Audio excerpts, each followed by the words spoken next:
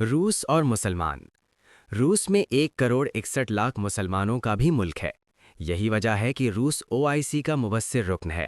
وہ فل ممبرشپ چاہتے ہیں، جو انہیں یہ کہہ کر نہیں دی جا رہی کہ آپ مکمل مسلم ملک نہیں ہیں۔ اسلام آبادی کے حساب سے روس کا دوسرا بڑا مذہب ہے اور اس کی مسلم ریاستوں کو مکمل داخلی خود مختاری حاصل ہے۔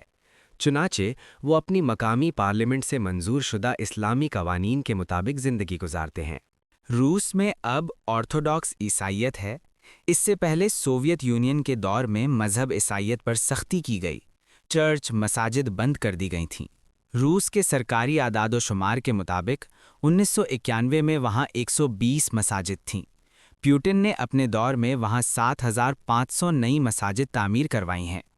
گزشتہ دنوں پیوٹن نے خود کہا تھا، روس میں مساجد کی تعداد 8,000 کو پہنچنے والی ہے اور یہ سلسلہ اسی طرح جاری رہے گا۔ صدیوں سے یہیں کے مقامی مسلمان ہیں۔ چنانچہ روس میں بہت سی سڑکیں، بندرگاہیں، شہر اور ادارے بھی مسلم ناموں سے ہیں۔ روسی مسلمانوں کے بارے میں محتاط زبان استعمال کیجیے۔ یہ یہاں کے دوسرے درجے کے نہیں بلکہ درجہ اول کے شہری ہیں، اور روسی کلچر کے رنگوں میں ان کے رنگ بھی لازمی حصہ ہیں۔ ان کا ہر رنگ ہمارا اپنا رنگ ہے۔ مسلمانوں کے ساتھ دوستی میں تم جن لوگوں کو سب سے زیادہ قریب پاؤ گے وہ لوگ ہوں گے جو کہتے ہیں ہم